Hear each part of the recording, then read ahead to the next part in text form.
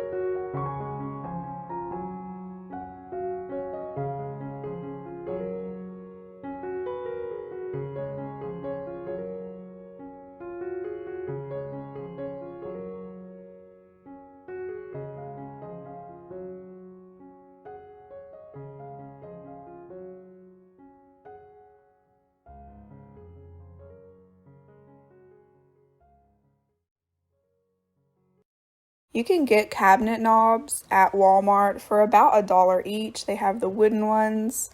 I'm pretty sure I looked recently, the wooden knobs are still 10 of them for $10 and some odd cents. So just a little over $1 for each knob. So it's a very affordable craft.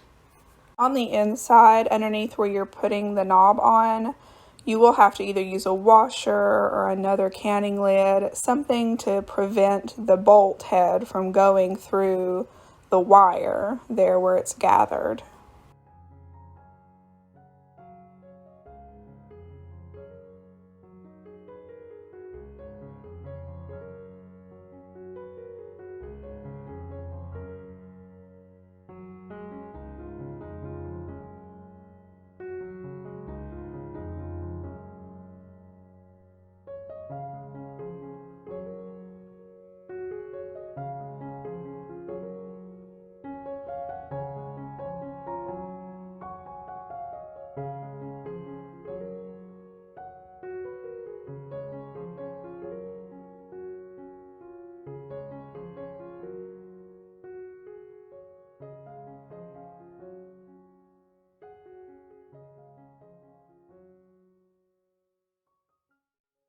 To see if I could make one a little bit taller, and so I'm going to take two of them and sort of combine them with zip ties to make a little bit bigger of one. Dollar Tree usually does have zip ties. That's where I got these black ones at. I go around zip tying this. It's, because this wire is easily moved, it just sort of stretches it to the shape that I need.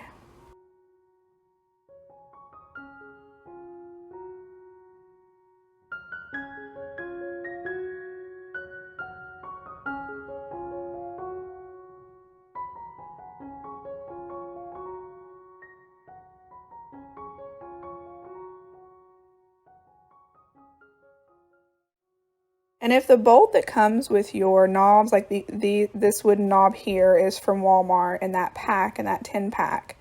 And because the bolt was so long, I just used a wooden bead as a spacer, sort of like, because the knob was made for a cabinet door, which is much thicker than what you're using it for here. And so you can use different size wooden beads to sort of fill that gap on that long bolt to get it to work.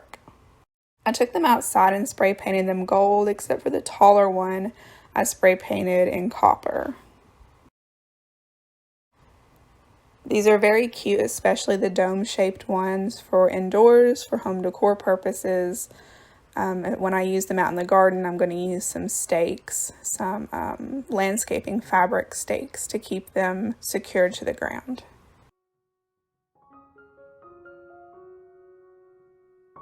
I saw these canvas style Easter baskets at the Dollar Tree. I grabbed a few because I immediately knew what I wanted to do with them. You're going to want to tear off the nose because it's raised, it's a felt nose, but the rest of the rabbit's face is smooth and just printed onto the bag. Cut the canvas off of an 8x10 stretched canvas from the Dollar Tree, and learn from my mistake. I was being extra cheap this day, and I wanted to see if I could use just one of them. I thought it was just gonna fit over the face if I used one canvas for both images, but I should have just done an image on each 8x10 canvas instead of trying to put them both on one, because it doesn't quite cover the face. There's just like a little bit of the black showing of his whiskers on one side of each of these. And if and also it made it to where they weren't perfectly centered on the piece of canvas. And so because of my cheapness here, it would have just been one more $1.25 8x10 canvas. And it would have brought the grand total of each of these to, $2.50. So I was being too cheap and paid a little bit of a price for it. So learn the lesson from me and get you two stretch canvases, 8x10s. And you're going to want to cut the canvas off, tape it to a piece of cardstock, and run it through your printer. I got these graphics from the Graphics Fairy, and I'll leave a link down in the description box. I did print on the darker side of the canvas. I've actually never printed on the side that you're supposed to paint on. I've always, flipped it around to the unfinished, unprimed side, because I like that, that look better of the raw canvas material. Removing the ears and the handle was super easy. Just rip a couple of those stitches and it pops right off. I had this seam ripper in my sewing kit and didn't even know that I had it. So if you have a sewing kit, you might have one and not know it as well. I'm going to take a knife or scissors and just rough up the edge there. I think it looks a lot better than having the freshly, cut canvas. You're just going to hot glue that on, and it's as easy as that. You could leave it just like this. It looks nice. But I'm going to darken up the inside. I don't like that sort of bright, happy blue checked inside there, the liner. And so I'm just watering down some antique wax. It's a good bit of water to antique wax mixture. And just going to, age that up a bit on the inside. Now, the more you apply and the more watery that it is, it's going to leak through this canvas. So you just want to try a section and just see what happens there, and then you'll know. And if you don't want any bleed through, I happen to love the bleed through. I was like, well, I don't have to age it now on the outside because it was done for me. And on the one, I actually prefer the one where it did it more, where I had it more watered down. But if you don't want it to leak through, and then you'll want to just have straight up antique wax and maybe not water it down or not water it down much so it won't bleed through that fabric. These would make good basket liners. They stand up really well. In fact, if you paint the inside like I did, it made it even more stiff, and so they stand up well on their own. But of course you could even get fabric stiffener and stiffen these up even more if you wanted to, just depending on what you're wanting to store in them.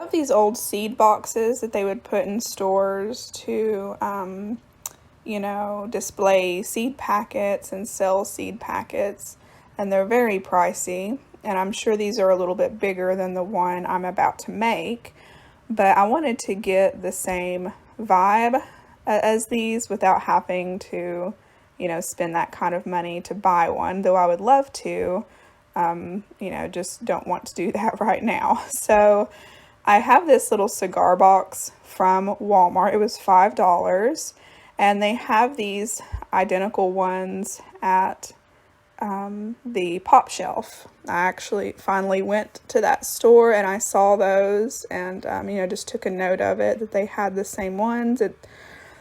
They're by Plaid, and so $5 is much more affordable than those that would the actual, antique ones. So to make a spacer here, a divider, I'm just going to use a ruler. You could use, other types of dowels, or maybe a paint stir stick, but this ruler happens to, be the exact width that is needed to make this spacer. I removed the little plastic, which is super easy. You probably don't even have to get out your wire pliers to remove that plastic piece that runs along the side of the ruler. Just remove that and then cut that down with my miter shears. I use the seed packets just as a visual aid there to make sure I have it centered, and I'm just going to wood glue, take some wood glue and glue that in.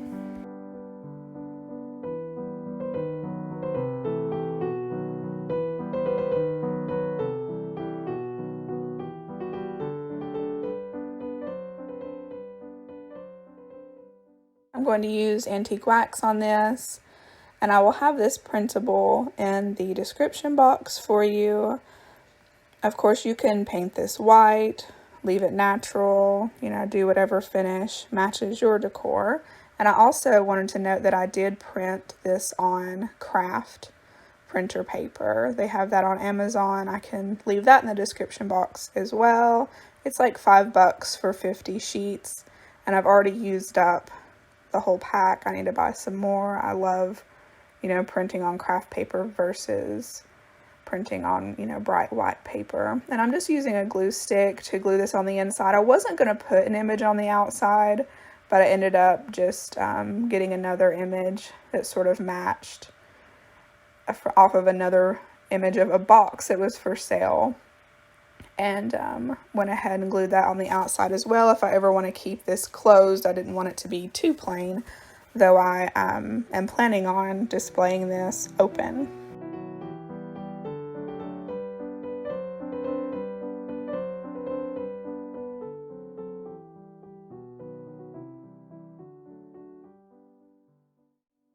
I will have these seed packets printables in the description box if you want to be extra and print these out. And depending on how bright of a sheet of paper that you printed on, like this is an ivory sheet that I'm showing right now that I'm cutting out, but I also printed some on craft paper until I ran out.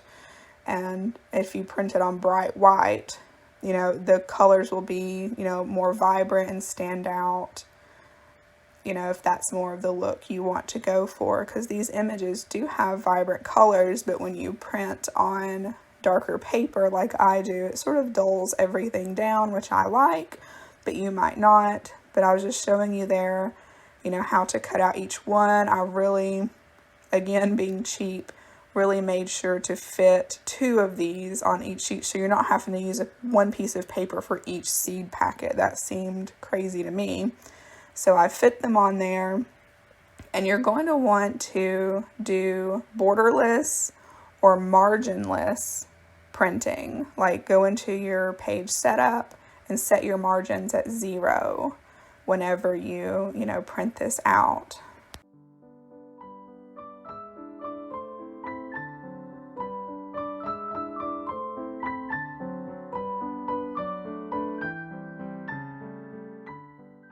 I also made sure to make them big enough that you could fit a standard seed packet down inside of them. If you're not wanting to get rid of the original seed packet, or if you just don't want to dump the seeds in there and you just want to keep it, or switch it out when you use up a seed packet, you can keep the sleeve that it goes in.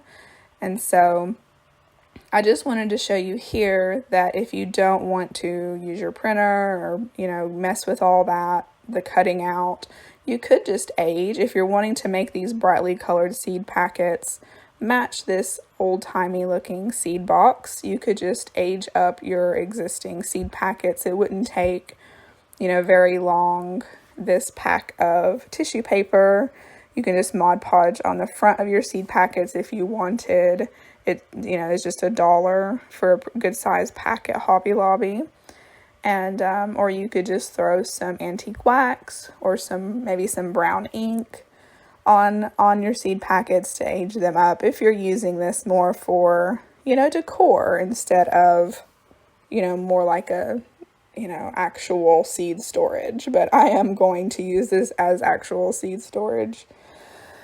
So, that's how I chose to do it. And you can just see how the brightly colored, packets just would not match, how I did this box.